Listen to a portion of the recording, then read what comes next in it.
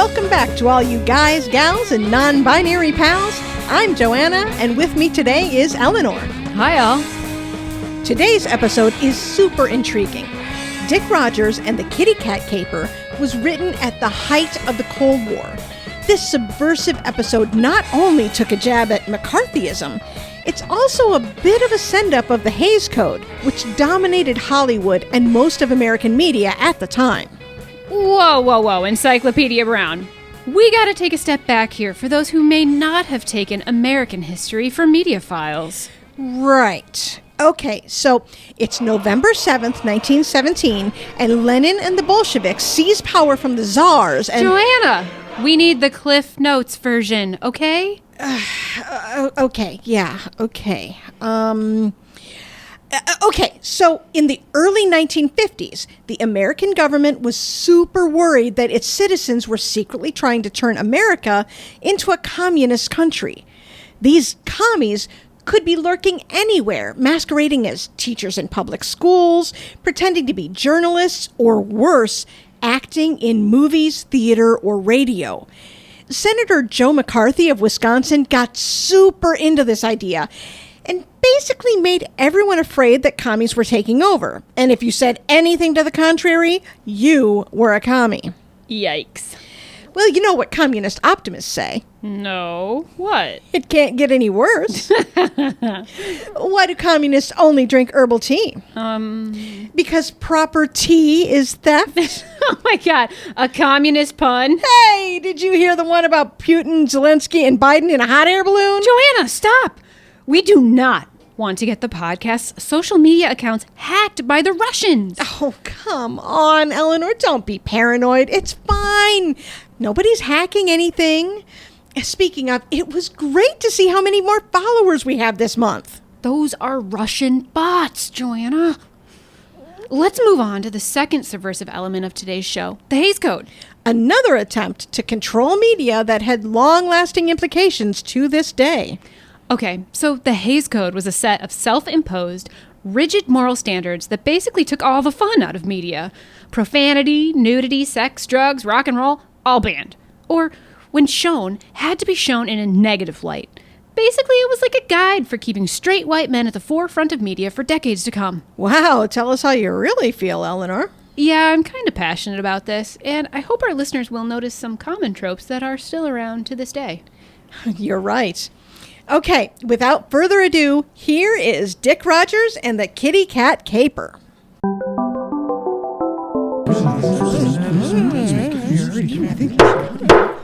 All rise for Judge Pepperschnitz, Supreme Judge of the Galactic Interstellar Force.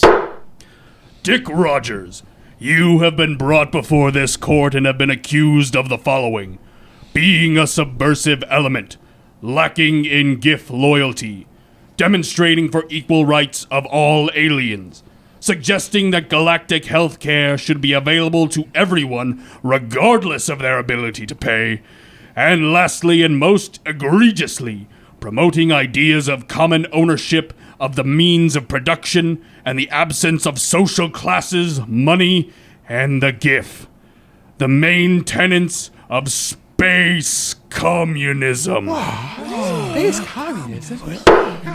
I'll have silence in order, or you'll all be charged with disruption of my courtroom and forcibly removed.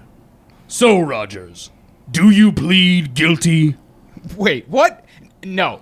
Look, Pepperschnitz, this is just some huge mistake, honest. Watch it, Dick. You're already on thin ice. Address me as Judge Pepperschnitz.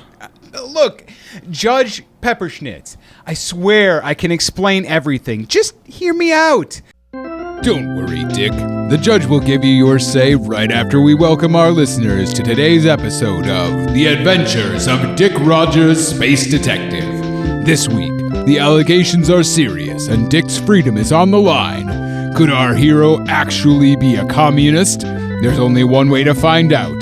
Keep your radio tuned in for Dick Rogers and the Kitty Cat Caper, brought to you this week by our sponsor, Brockovich Travel Agency, who you'll be hearing from later on. Now back to the trial. I was just doing a job, regular old space detecting, and somehow everything got out of hand. This whole mess started 2 days ago. I had just fallen asleep after a bout of insomnia that had me up late watching the Space Tube. That time of night when they play nothing but commercials and static, suddenly my comm rang. Hello? Who the hell calls a guy at this time of night? It's 8:30 in the morning, Dick. If you don't wake up now, you'll be late for your meeting with your client Carl in 15 minutes at the... Judge, I object. The accused is clearly trying to stall and craft a narrative, putting himself in the best possible light. While I agree on the stalling bit, I'm afraid he does have the right to defend himself. And I'm unclear what about his description made you think of him in a good light. Overruled. Please continue with your story, Dick, but try to cut down on the fluff. So, as I was saying, I had a meeting to get to and headed down the 10 flights of stairs just to get out of my godforsaken apartment building. Gentle persons of the jury, space detecting isn't as lucrative as my appearance may lead you to believe. But, of course, before I could slip out unnoticed, the doorman blocked my way. Dickie, how's it going? I heard you have a new assignment, one that maybe the GIF wouldn't take too kindly to. Word on the street is your client is a spy for the Democratic Republic of Pluto. The derp? Word on the street must have been pretty loud to be heard all the way from up in my apartment. Look, Jack, I don't know what you heard, but I get offered a case, I take it. No funny business, no politics. As a white guy, I don't have to worry about him, so I stay out of it altogether. As long as I'm getting paid, I don't care what a guy does in his free time. You know that club you're going to? The Red Wall Lounge? It's full of those derps. Space communists. How did you know where I was headed? Your cab's been waiting since you got down here. Why the didn't you tell me that in the first place? I stewed on the conversation with Jack the whole ride over to the club. I wasn't sure what to do about the accusation, but I did know I was going to be sweeping for bugs the minute I got back to my office. My client was waiting for me when I arrived, a bit disheveled and out of breath. He was good looking. For a derp, his face looked like it was cleaved from rock, all sharp angles and smooth surfaces, dark hair, messy, but in a way that some men just pull off so well. As with so many Earthers born on far-flung planets, he suffered from heterochromia. I say suffered, but with one hazel and one a vibrant green, his eyes only proved to make his gaze more piercing. He was tall, a good 2 inches taller than me, with a physique that showed how often he must hit the gym. I object. Judge, this is getting ridiculous. Can you please tell the court why you find the need to wax rhapsodic about this fellow? I'm just trying to make it clear how he must get all the ladies, Judge. Can we safely assume by your description that he was a handsome man and leave it at that? Well, sir, I don't exactly notice things like how handsome a man is, but I must also note that he was a truly snappy dresser, too. Really cared about his image. Please keep the physical descriptions and of any other characters in your story to a minimum from now on, Rogers. Yes, sir. Where was I? Oh, yeah. Carl was about to buy me a drink. Let me fix that collar, Dickie, my boy. There, looking dapper, sir. May I buy you a drink? Bartender, 2 new fashions, please. Look, Dick, I'm not used to asking for help, but I need someone to have my back on this, and you come highly recommended. I'm not gonna lie, you don't want no part of this, Dick. It's dangerous and risky. Sounds like my cup of tea. Dangerous and risky are my middle names. I need your help to rescue a cat. I do not climb trees. That's not my line of work. You may have more luck with the fire department. What happened to dangerous and risky?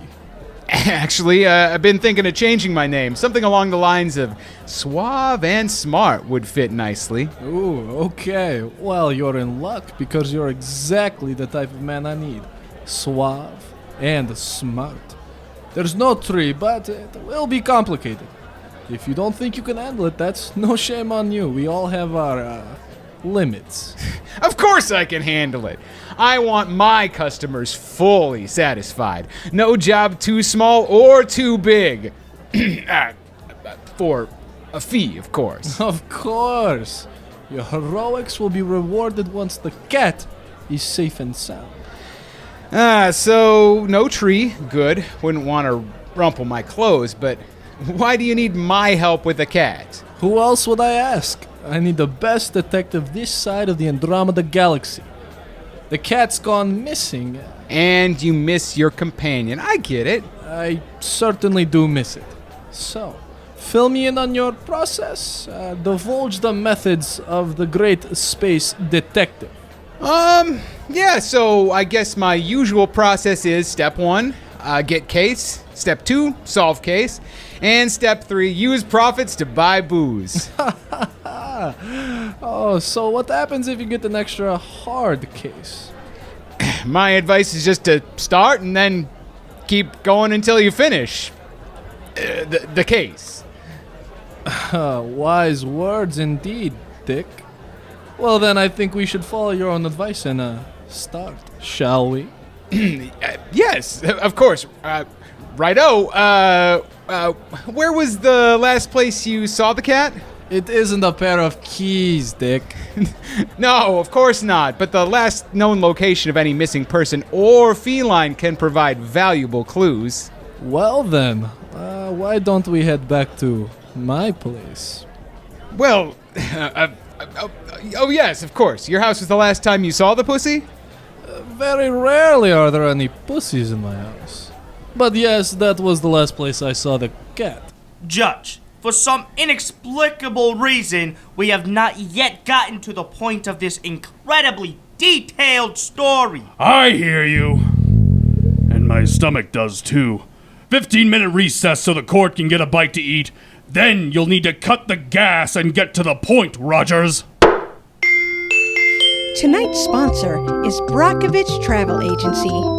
Stop on down to Brockovich Travel Agency and let us plan the vacation of your dreams. Beaches, mountains, rivers, and lakes. We've got amazing, all-inclusive travel packages sure to inspire your next globe-trotting adventure. Experience life like a commie and explore the beauty and solitude of northern Ukraine.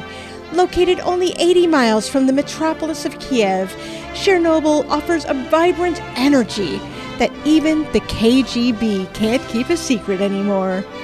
Outdoor enthusiasts will die for the natural beauty of the local river and forests. Accommodations provided in the starkest of Stalinist architecture, and 1 meal a day is included in your travel package. Live and dine like the proletariat. We hope you like cabbage. Brockovich Travel Agency, where all our reviews are glowing. We made it to Carl's place without incident. It was a nice blue stone walk-up on the expensive side of town. He ushered me in and offered me a glass of wine. Now, Your Honor, I usually don't drink on the job, but it was a real delightful Zengalopian chartreuse, year 2134. Nice fruity and floral notes. Objection! To the drinking on the job part of the flavor profile. Rogers, get on with this, please. Of course. So, Carl, nice place you got here. I like the historic vibes. I've recently gotten into antiques. I find it adds a certain charm to have a mix of old and new. Objection! You're right. I'm not big on antiques either. Boring. All right. So we finally get down to the business of finding his cat. Okay, Carl, so where does the cat usually sleep? Well, it usually sleeps right here in this crate. When I got home on Thursday night, it was gone. I live alone, and no one else has a key to this house.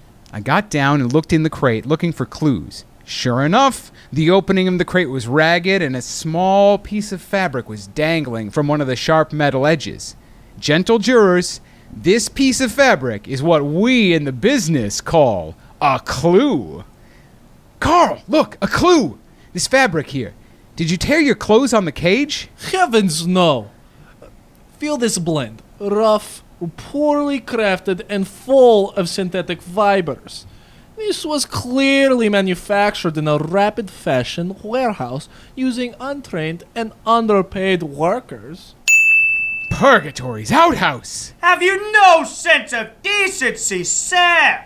Judge, are you going to hold him in contempt for this foul language in front of all these decent people? Purgatory's outhouse is the informal name for the warehouse district. They call it Purgatory's outhouse because it hovers at the very limits of the city, and because of all the chemicals used, it smells like shit.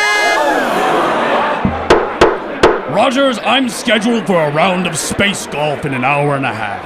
And if I miss my tea time, I will be one very unhappy magistrate. Yes, sir. As I was saying, Purgatory's outhouse is the only place within 3 light years that is manufacturing this kind of low-quality stuff, selling it on planet as fast as they can, since it tends to disintegrate fairly quickly. Carl, do you know anyone with a grudge against you? Someone, perhaps, who may have an overzealous love of capitalism? My ex. Partner in crime. Ah, Carl, that's where you went wrong. This is why I always take matters into my own hands and fly solo. So, who is this fellow? N.E.R.D. When I was a younger man, I had some foolish ideas. I allowed myself to be drawn in by the idea that corporations are people too, with feelings and needs or such. Ryan always dreamed of owning a vertically integrated fast fashion clothing company, ensuring that from production to sales, he made the most money possible. Looks like we're taking a trip to the outhouse. Have you and the missus been feeling out of sorts lately? Need something to fuel your desire? Reach out to Brockovich Travel Agency to plan your next romantic getaway. The prices are cheap, but we bring the heat when you travel to Love Canal, New York. A quaint neighborhood of Niagara Falls, Love Canal has it all, and the heady mix of romance and excitement are sure to spark a chemical reaction in your marriage. We took the space elevator up to Purgatory's outhouse and entered the building owned by Rand, exploring the dark, dank, disgusting fast fashion facility. Objection! Overly descriptive and alliterative. Dick, you are on very thin ice. Yes, sir. So I brought up the suspiciously serene scene to Carl. Hey, Carl, it seems awfully quiet in here. Are you sure this is the place? It most certainly is, but you're right. It is suspiciously quiet. Ryan would never give workers a day off. In fact, he wouldn't even let them use a bathroom if it wasn't break time. And they had to pay for every flush. Dick, I have a bad feeling about this. I think it might be... Carl, look! A cage! Could your cat be in there? Why, this isn't a cat. It appears to be some kind of electronic device. Dick, whatever you do not move. What? Look down. No! Don't take a step. Just look down. What is it? When you picked up that cat, you activated an explosive! Yes!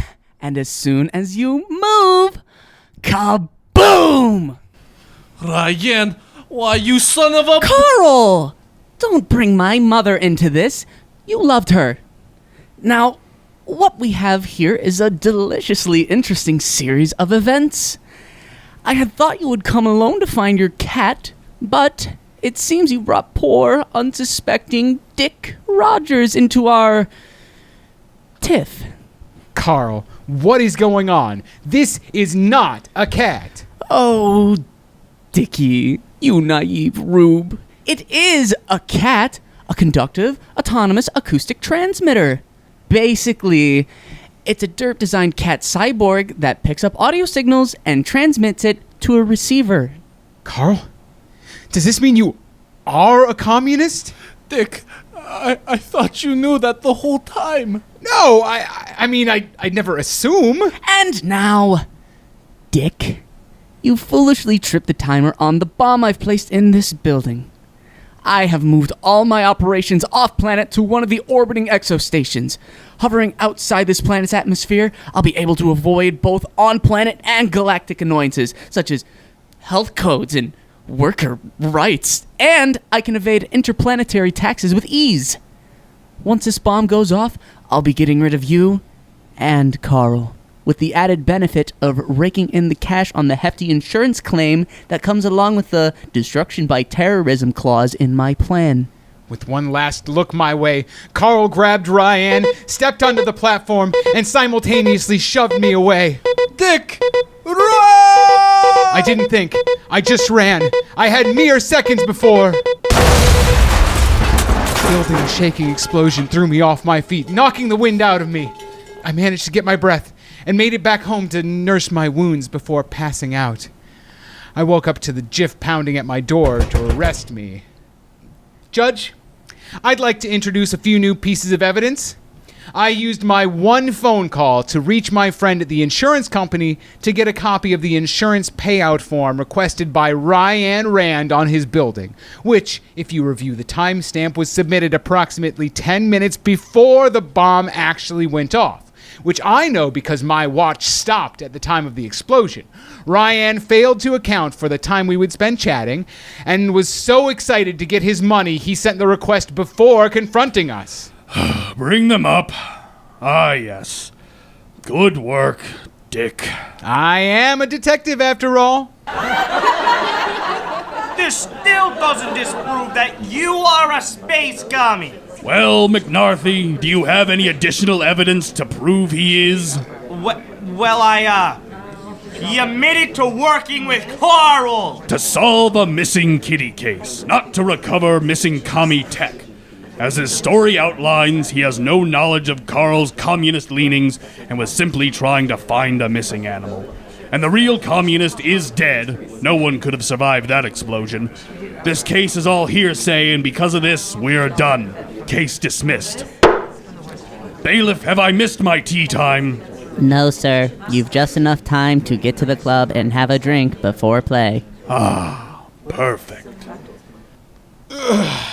What a day. Feels good to be home. What the? I know I left the cat right here. What's this? A note? Dear Dick, I apologize for the inconvenience of having you arrested and tried as a communist, but I needed a bit of time to recover and plan my next move. Thanks for taking the heat off me and telling your story so slowly and with such description to give me extra time. You're a gem of a guy, and a true friend. The dirt will not forget what you've done. Thanks for keeping my cat safe. Yours, Carl. That's all, listeners. Dick has managed to convince the judge, but did he convince you? Whether you think Dick is a wholesome all-American gumshoe or a dirty commie sympathizer, he'll definitely be back to solve more mysteries on the next Adventures of Dick Rogers, Space Detective. Wow, great episode. But I hate it when I love a character and then they kill him off. I'm so glad that didn't happen this time. I know. You could tell the writer of this episode was fighting so hard, and in the end it looked like the Hays Code was going to win. No character, especially one who was a potential commie or gay man, was allowed to have a happy ending. They usually had to die, so it's pretty impressive that they didn't have that happen in this episode. Sheesh, well, since we aren't held to any kind of code, I'd like to leave us with one last joke. There once was a guy named Marx who thought the bourgeoisie were a bunch of old farts. I think we better just wrap this episode up. Mike, are you awake over there? We're on Facebook at Dick Rogers Pod, on Instagram at Dick Rogers Space Detective, and Twitter at Rogers Space, and also on Patreon at patreon.com/space_detective. Make sure to subscribe wherever you listen to podcasts. This week's nerds are Wendy Wilwert as Joanna and announcer, Angela Ventris as Eleanor, Cody Sauer as Bailiff, Dorman, and Ryan, Logan Wright as AI robot assistant and Judge Pepperschnitz, Nicholas Johnson as Dick Rogers, Gabe Green as Attorney McNarthy, Michael Storm as Mike Nutley, and Trent Sanchez as Carl. The Case of the Kitty Cat Caper was written by Angela Ventris. Sound design by Michael Storr. Music by Nicholas Johnson. Audio editing by Nicholas Johnson.